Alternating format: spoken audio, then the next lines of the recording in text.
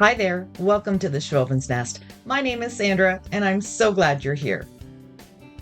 Today's projects are all about just using little scrap wood blocks and creating fun and easy decor out of them. These two I'm going to do just with my water-based stain. This is just a little bottle that I got from the Dollar Tree. I added some water, some brown paint, and a little bit of black, and I got this beautiful color, and I use that for stain all the time. Having it prepped ahead of time just makes it easier. I'm going to do these two blocks in this brown stain. I'm going to do two blocks in black, and I'm going to do two blocks in a sort of a parchment color, which is a little bit of an off-white. And if you haven't subscribed to my channel yet, what are you waiting for? Hit that red button, stick around a while, and get inspired with some of my decor ideas. I'm using some hot glue and I'm going to go over these letters that I wrote.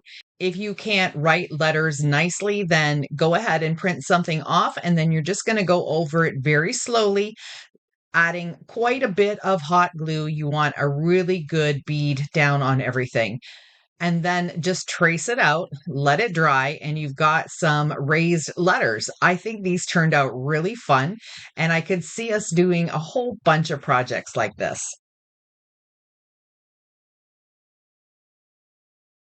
I also traced out a little pumpkin, and that turned out adorable too.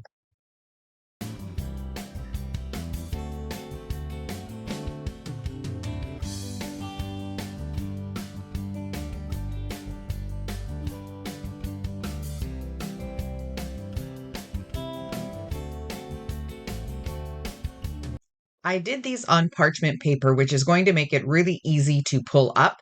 You could also do it on wax paper if you wanted. And before I do pull them up, I want to give them a coat of paint. Actually, 2 or 3 coats of paint is what they're going to get. This is my favorite fall color. It's called Honey Brown, and it's from DecoArt. I'm going to go over this a couple of times and just make sure that they're covered really well.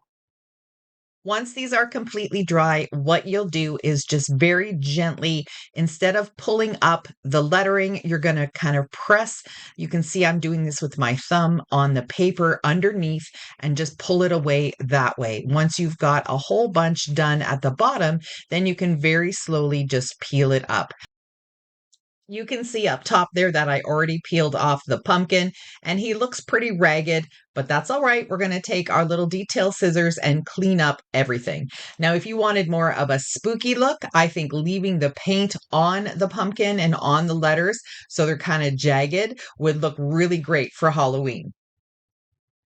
I'm using these tiny little craft scissors. I believe I did get these at the Dollar Tree one time a while back.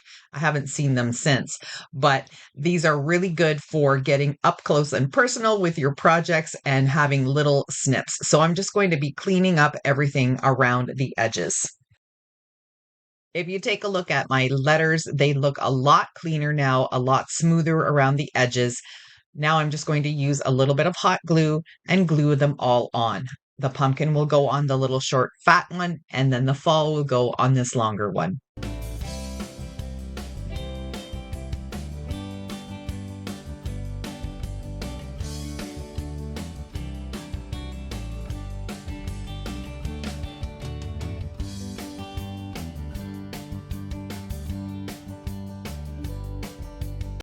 Using the same honey brown paint, I'm going to dry brush over these. I did have some of the paint peeling off of the hot glue, so just be aware of that. If you're trimming it or you're pulling any of the little excess strands away, you might pull a little bit of the paint off, but it's a real easy fix because once you go over it, dry brushing it like this, everything gets covered up again. I think these turned out really cute. As I said earlier, they would be great for Halloween too, or if you're just into a little bit more of a dark look for your fall decorating, these will be perfect. For these next two blocks, I'm going to be using a tissue paper printable, and I'm also going to be using the two parchment colored blocks. I created my fall word in Google Drawings using the word art function. And the two patterns and the pumpkin all came from Creative Fabrica. I'll have those linked down in my description box for you. I printed everything out on tissue paper, and now I'm just using my craft knife to cut out all of the shapes.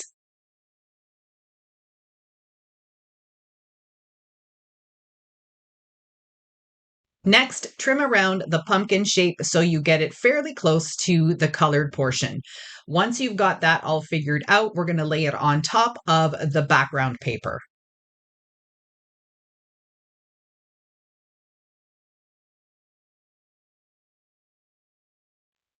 Using a paintbrush and some water, I am just going to dab and wet the tissue paper and create somewhat of a pumpkin shape. I'm just going to go around the pumpkin shape, and I want to be able to pull out the center. So I'm going to tear out the circle in the center and leave the frame all the way around the outside. It's hard to explain, but hopefully you'll be able to see what I'm doing in just a second. So very gently, I'm going to start pulling the inside of the paper out. I want to leave the square intact. That's going to be the border on my block. So it just takes a little bit of finagling, and you just have to take your time and make sure that you don't rip anything further. However, Mod Podge is awesome. You can always just glue everything back together if you find that it tears too much. Here's my little circular frame. It's not perfect by any means, but you guys already know I am all about rustic and imperfect. I'm going to be using just my little Elmer's purple glue stick to glue the pumpkin right into the center of this block. Then I'm going to be able to take my border and glue that right on the outside. And I think this turned out really sweet. You can see sort of the little corner of the word fall and the border on that one as well. I think they made a really pretty pair.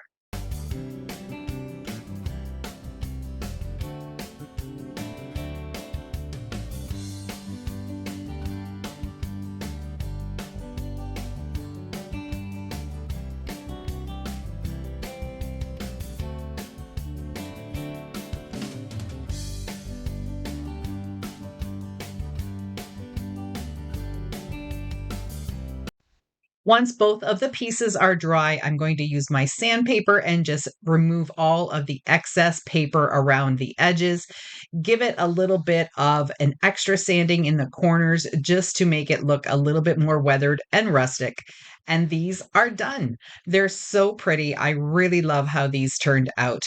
I also gave them a coat of Mod Podge once they were completely dry. I think I waited 24 hours just to make sure that I wouldn't get any bleeding from the tissue paper. This is a stencil that I cut out using my Cricut. It's on heavy cardstock, and this is the third time I'm using it already. I really love this one, and I just thought it would be so cute on these dark brown wooden blocks. So I'm going over with a stencil brush and my honey brown paint. I don't want it to be solid. I want a little bit of that brown peeking through because I want this just to be a subtle look. I'm only going to be doing the 3 pumpkins on the inside because that's how big my block is. I grabbed a sage green color, which is kind of a bluey green, and I have a smaller stencil brush. I'm just going to do the stems in this color.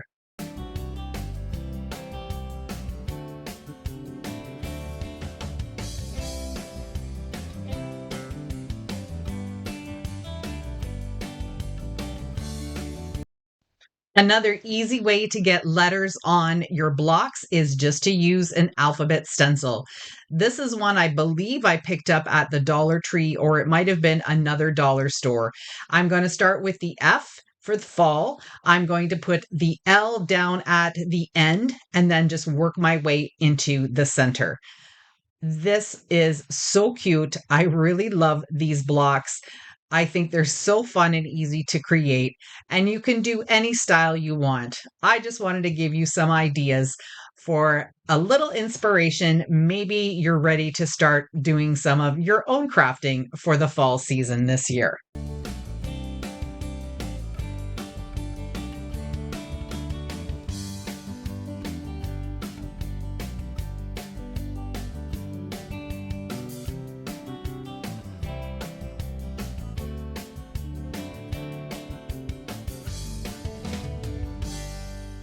There was a bit of the sage green paint left on the brush, so I'm just going around the edges of each of the blocks just to brighten them up a little bit.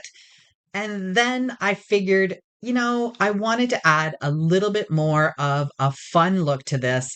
So I thought, I'm really kind of into the speckles right now. So that's what I decided to do. On this one, I did the orange and the blue. And then on the black blocks, I did just the orange. I think they turned out amazing.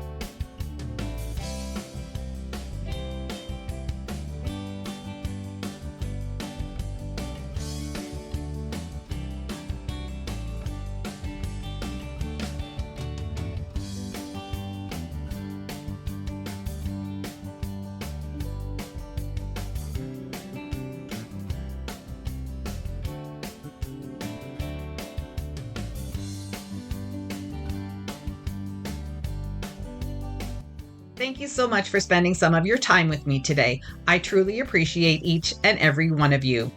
If you like this video, here's a couple more that might interest you. Don't forget to do all the things: like, subscribe, and hit that notification bell. See you soon!